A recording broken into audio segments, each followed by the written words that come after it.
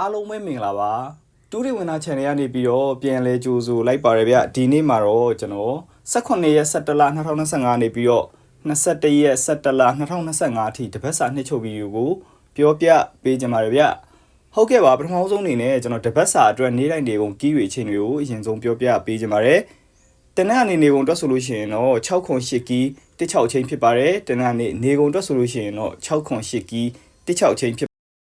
အင်္ဂါနေ့နေကုန်တွက်ဆိုလို့ရှိရင်တော့3ည2ခွန်ကီး4ကိုချင်းဖြစ်ပါတယ်3ည2ခွန်ကီး4ကိုချင်းဖြစ်ပါတယ်ဗျ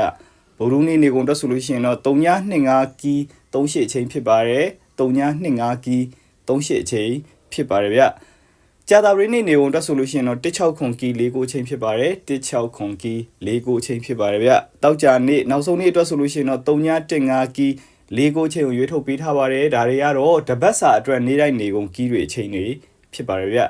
ဟုတ်ကဲ့ပါဆက်ပြီးတော့ကျွန်တော်တပတ်အတွင်းလိုက်တဲ့စိတ်ကြိုက်ပတ်တီး၄လုံးလည်းပြောပြပေးကြပါမယ်ဒီတပတ်အတွက်ရွေးထုတ်ပေးထားတဲ့စိတ်ကြိုက်ပတ်တီး၄လုံးကတော့15ခွန်8ဖြစ်ပါတယ်15ခွန်8ဖြစ်ပါတယ်ဗျ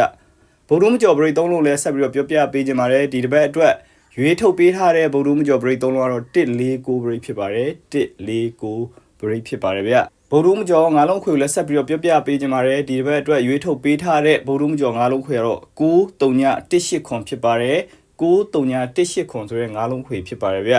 တပတ်စာအကြိုက်ဆုံးအတွက်ကတော့အပူးနဲ့နက်ခတ်ကိုရွေးထုတ်ပေးထားပါတယ်အပူးနဲ့နက်ခတ်ဖြစ်ပါတယ်ဗျဒီတစ်ပတ်အတွက်မထွက်မရှိပတ်တိနဲ့ပရိတ်ကတော့6ပတ်တိနဲ့6ပရိတ်ဖြစ်ပါတယ်6ပတ်တိနဲ့6ပရိတ်ဖြစ်ပါတယ်ဗျတနေ့ကနေနေကုန်အတွက်အကြိုက်ဆုံးလုံးမိုင်နှလုံးကတော့16လုံးမိုင်ဖြစ်ပါတယ်16လုံးမိုင်ဖြစ်ပါတယ်ဗျတနေ့ကနေနေကုန်မထိမပေါက်ကီးသုံးတော့6ခွန်8ကီးဖြစ်ပါတယ်6ခွန်8ကီးဖြစ်ပါတယ်ဗျဟုတ်ကဲ့ပါကျွန်တော်ရဲ့တပတ်စာနှစ်ချုပ်ကနန်းနေနဲ့လည်းအဆင်ပြေကြပါစေအောင်မွေရကြပါစေအမြတ်ဆုံးများစွာရရှိကြပါစေဗျကျွန်တော် channel ကိုအမြဲတမ်းအားပေးနေတဲ့အတွက်ကြောင့်လည်းကျေးဇူးများကြီးတင်ပါတယ်ခုနှစ်ရက်သားသမီးများအပူရရှိလို့ရှိရင်လည်းအမြန်ဆုံးငြိမ်းကြပါစေဗျာနော်